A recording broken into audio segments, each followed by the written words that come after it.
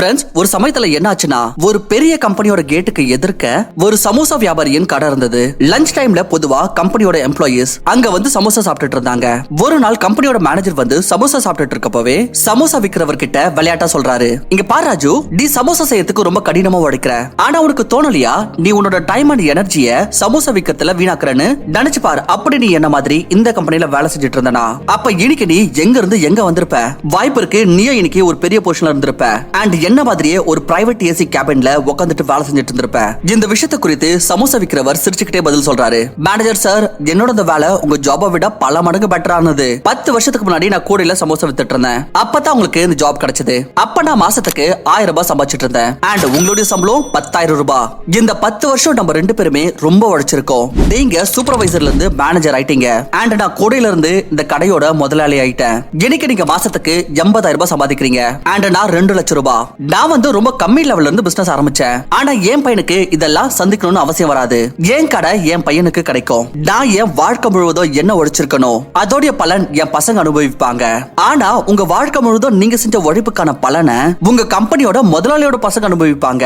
உங்களால உங்க பையனை டைரக்ட்லி உங்க போஸ்ட்ல உட்கார வைக்க முடியாது. அவர் வந்து உங்க போலவே ஜீரோல இருந்து ஆரம்பிக்க வேண்டியது இருக்கும். முதல்ல அவர் இன்டர்வியூ அட்டெண்ட் பண்ணுவாரு. அதுக்கப்புறம் எதனா ஒரு சின்ன போஸ்ட்ல வேலை செய்வாரு. அண்ட் வருஷ கணக்கா உழைச்சதுக்கு அப்புறமா கரியரோட எண்ட்ல அதே இடத்துக்கு போகுவாரு எங்க நீங்க இன்னைக்கு இருக்கீங்களோ.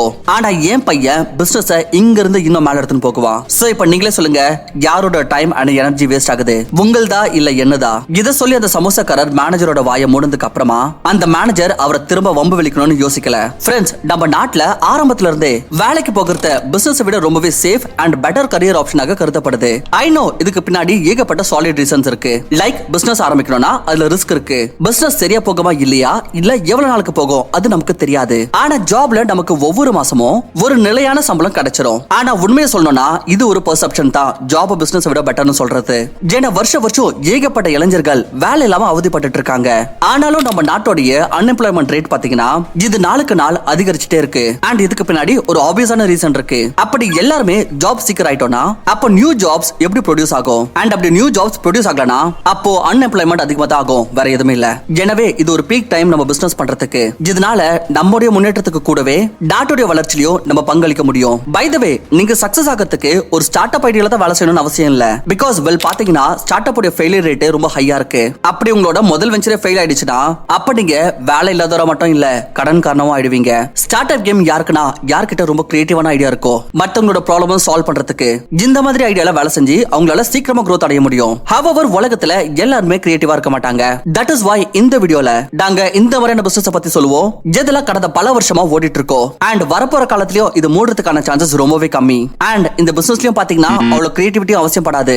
ஒரு காமன் மேன் கூட இந்த பிசினஸ் ஆரம்பிக்கலாம். நாங்க ஏகப்பட்ட பிசினஸ் ஸ்டடி பண்ணோம் இந்த வீடியோக்காக. அப்புறம் தான் எங்களுக்கு 5 பொட்டன்ஷியலான பிசினஸ் பத்தி தெரிய வந்துச்சு.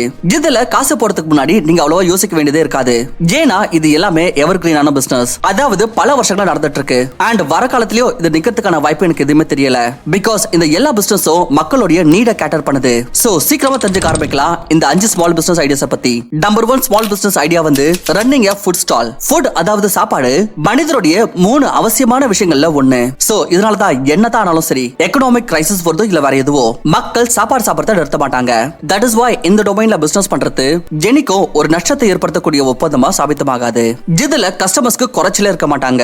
as long as நீங்க சுவையான சாப்பாடு கொடுத்துட்டு இருக்க வரைக்கும் அண்ட் நீங்க ஒரு டீசன்ட் லொகேஷன்ல ஃபுட் ஜாயிண்ட் திறந்திருக்கணும். அண்ட் இந்த பிசினஸ்ல ப்ராஃபிட் மார்ஜினும் ரொம்ப நல்லா இருக்கு. 25 to 40% மார்ஜின் ஈஸிலி இந்த பிசினஸ்ல சம்பாதிக்க முடியும். ரீசென்ட்லி ஏகப்பட்ட வீடியோஸ் இன்டர்நெட்ல வைரல் ஆயிட்டு இருக்கு. அதுல தெரிவிக்கப்படுது ஸ்ட்ரீட் ஸ்டோர்ஸ் காரங்க ஒரு MBA கிராஜுவேட்டை விட பல மடங்கு சம்பாதிக்கிறாங்கன்னு. இந்த வீடியோல எவ்வளவு உண்மை இருக்குன்றது எந்த ப்ரூஃபும் இல்ல. ஹவவர் இது ஒன்னும் பெரிய விஷயம் கிடையாது. ஒரு ஃபுட் ஸ்டால் காரர் மாசத்துல லட்சத்துல சம்பாதிக்கிறது. அப்படி நீங்க கஸ்டமர்ஸ்க்கு டேஸ்டான ஃபுட் சர்வ் பண்ணீங்கன்னா அண்ட் கூடவே ஹைஜீனையும் கவனிச்சுக்கிட்டீங்கன்னா அண்ட் இத ரிசர்ச் பண்ணிட்டு வேலைய ஆரம்பிக்கிற பட்சத்துல உங்க ஏரியால எந்த ஸ்ட்ரீட் ஃபுட் மக்களுக்கு இடையே ரொம்ப ப்ராப்ளமா இருக்குன்னு அப்ப நீங்க இந்த பிசினஸ்ல சக்சஸ்ஃபுல் ஆயிடலாம். அண்ட் மாசத்துல லட்சக்கணக்காக earn பண்ணலாம். அண்ட் இதுல செலவும் கம்மி தான். அண்ட் அதுக்கு மேல எக்ஸ்பென்சஸும் அவ்வளவா கிடையாது. இதன் காரணத்தினால் இந்த பிசினஸ்ல ரிஸ்க் கம்மியாயிருது. பிசினஸ் வேர்ல்ட்ல ஒரு ஃபேமஸான பழமொழி இருக்கு, உங்களோட ஒரு முடி எடுத்து மலையில வீசி வெளிங்க, வந்தா மலை போச்சுனா ஒரு முடி. Side income number 2. ஃப்ரெண்ட்ஸ், நீங்க எப்படா வண்ணார்பேட்டை ஏரியால ஷாப்பிங் பண்ணிருக்கீங்களா? அப்படி எஸ்டா உங்களுக்கு கண்டிப்பா தெரிஞ்சிருக்கும். அங்க துணில இருந்து ஆக்சசரிஸ் வரைக்கும் எல்லாமே ரொம்ப சீப் பிரைஸ்ல கிடைக்கும். 50 ரூபாய் விட கம்மியாவே நமக்கு ஒரு டி-ஷர்ட் கிடைச்சிரும். நீங்க எப்படி யோசிச்சிருக்கீங்களா? ஒரு டி-ஷர்ட்டோட மேனுஃபேக்சரிங் மேனுஃபேக்சரிங் காஸ்டே இதை விட அதிகமாகும். அப்ப இந்த செல்லர்ஸ் எப்படி ப்ராஃபிட் அடையறாங்க? சோ ஃப்ரெண்ட்ஸ், இதுக்கு பின்னாடி ஒளிஞ்சிருக்கு ஒரு ரொம்ப பெரிய சீக்ரெட். இது பொதுமக்களுக்கு தெரியவே தெரியாது. பட் இந்த சீக்ரெட்டை இன்னைக்கு நான் உங்களுக்கு ரிவீல் பண்ண போறேன். அண்ட் இந்த சீக்ரெட் வந்து thrifting. ஃப்ரெண்ட்ஸ், வெஸ்டர்ன் கண்ட்ரீஸ்ல மக்கள் பிராண்டட் க்ளோத்ஸை கொஞ்ச நாளுக்கு யூஸ் பண்ண பிறகு அதை டம்ப் பண்ணிடுவாங்க. அண்ட் இந்த பிராண்டட் க்ளோத்ஸை சில கம்பெனிஸ் பேக் பண்ணி மூட்டையா இந்தியா அண்ட் பாகிஸ்தான் மாதிரியான கண்ட்ரீஸ்க்கு எக்ஸ்போர்ட் பண்ணிடுவாங்க. அதுக்கப்புறம் இந்தியால மக்கள் இத கிலோக்கு பிரகாரம் வாங்கி அதுக்கப்புறம் இதை திரும்ப ரீஸ்டோர் பண்ணி ரீசேல் பண்ணுவாங்க. இதுல மார்ஜின் ரொம்ப அதிகமா இருக்கும். ஏன்னா இது கிலோக்கு பிரகாரம் கிடைக்கும். அண்ட் இது ஹை குவாலிட்டி பிராண்டடான கிளாத்ஸா இருக்கும். இதனால கஸ்டமர்ஸும் இதை ஈஸிலி வாங்கிடுவாங்க. இதனால எல்லாருக்கும் லாபம். விக்கிறவருக்கு நல்ல மார்ஜின் கிடைக்கும், வாங்குறவருக்கும் நல்ல குவாலிட்டி கிடைக்கும். அண்ட் இது என்விரான்மெண்ட்டுக்கும் ரொம்ப நல்லது. ஏன்னா புது துணி தயாரிக்கிறதுனால என்விரான்மெண்ட்டுக்கு ரொம்ப ஹார்ம் ஆகும். அண்ட் யூஸ் பண்ண துணியை சரியா டிஸ்போஸ் பண்ணாம விட்டா இது பூமி மீது மாசு ஏற்படுத்தும். இந்தியாவுல thrifting இண்டஸ்ட்ரி ஆல்மோஸ்ட் $2 பில்லியன் வர்த்தானது. அண்ட் இது தொடர்ந்து க்ரோ ஆயிட்டும் இருக்கு. நீங்களும் இந்த க்ரோவிங் இண்டஸ்ட்ரியில பிசினஸ் உருவாக்கலாம்.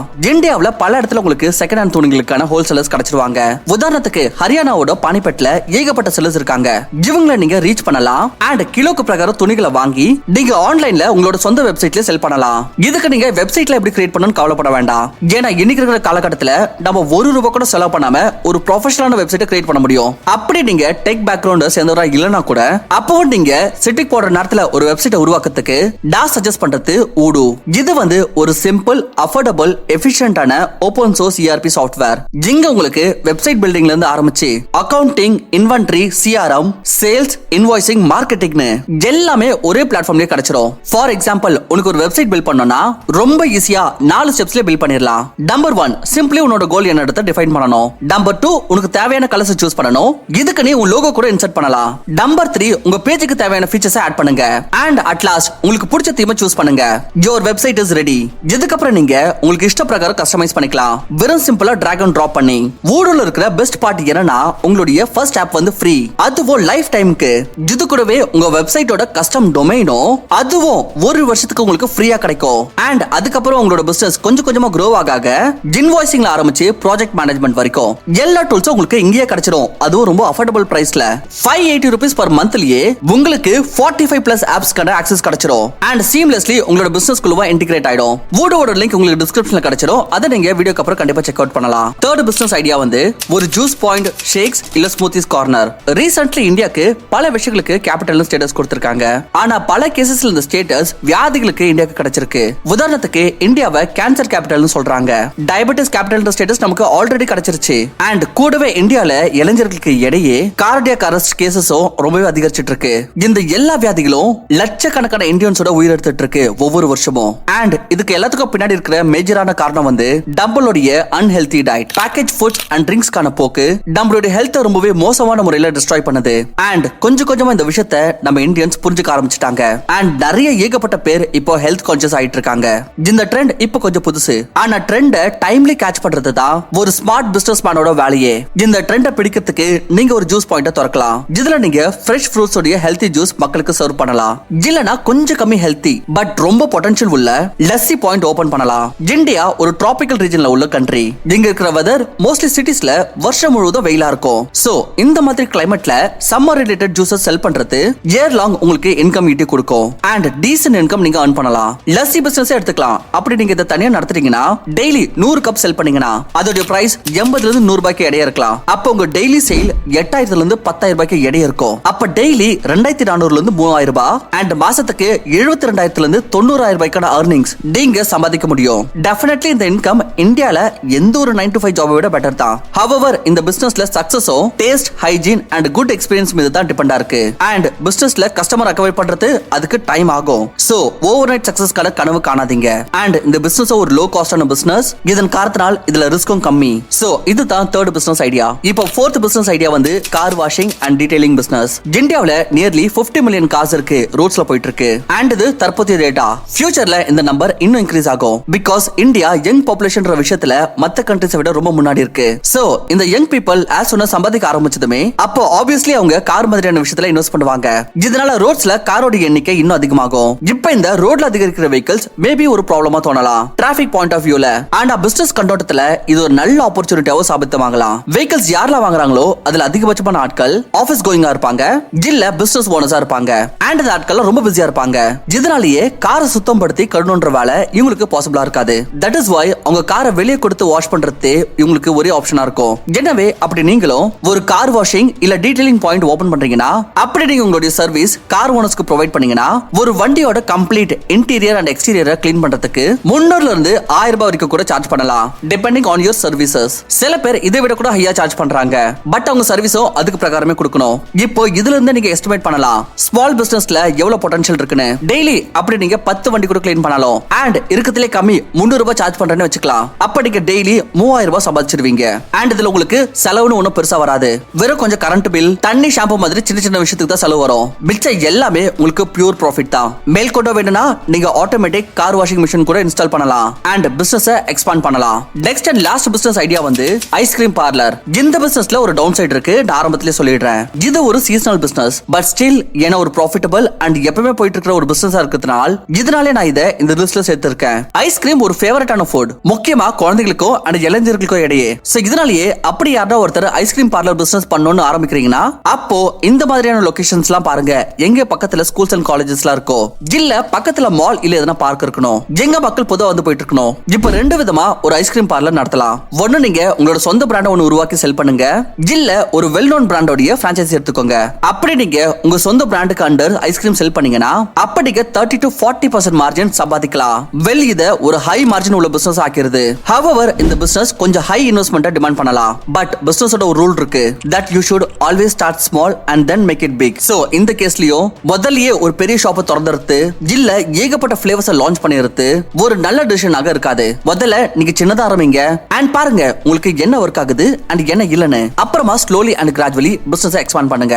சோ இந்த மாதிரி சரியான பிளானிங்குடன் அப்படி நீங்க ஐஸ்கிரீம் பார்லருக்கான பிசினஸ் பண்ணீங்கன்னா, அப்ப நீங்க சீக்கிரமாவே இதுல சக்சஸ் அடைவீங்க with God's will. Finally friends, இந்த 5 பிசினஸ்லயும் ஏகப்பட்ட பொட்டன்ஷியல்ஸ் இருக்கு நீங்க சக்சஸ் அடையறதுக்கு. பட் ட்ரஸ்ட் மீ, ஒரு பிசினஸ் ஐடியா எவ்வளவு பெர்ஃபெக்ட்டா இருந்தாலும் சரி, உங்களுடைய சக்சஸ் ஐடியா விட அதிகமா உங்க எக்ஸிகியூஷன் மீது தான் டிபெண்ட் ஆகும். சோ முதல்ல உங்களோட லேர்னிங் மீது ஃபோக்கஸ் பண்ணுங்க.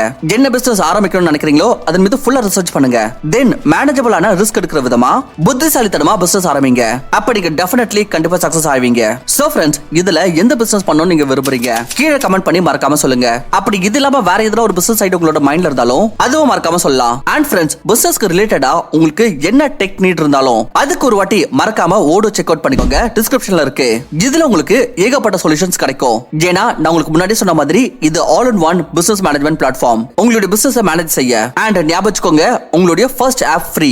சோ ஃப்ரெண்ட்ஸ், இந்த வீடியோல சொன்ன இன்ஃபர்மேஷன் உங்களுக்கு யூஸ்ஃபுல்லா இருந்ததுன்னு தோணுச்சுனா மட்டும் வீடியோக்கு லைக் பண்ணிட்டு சேனலுக்கு சப்ஸ்கிரைப் பண்ணிக்கோங்க. தேங்க்யூ ஃபார் வாட்சிங். நான் உங்களை இன்னொரு நல்ல வீடியோல சந்திக்கிறேன்.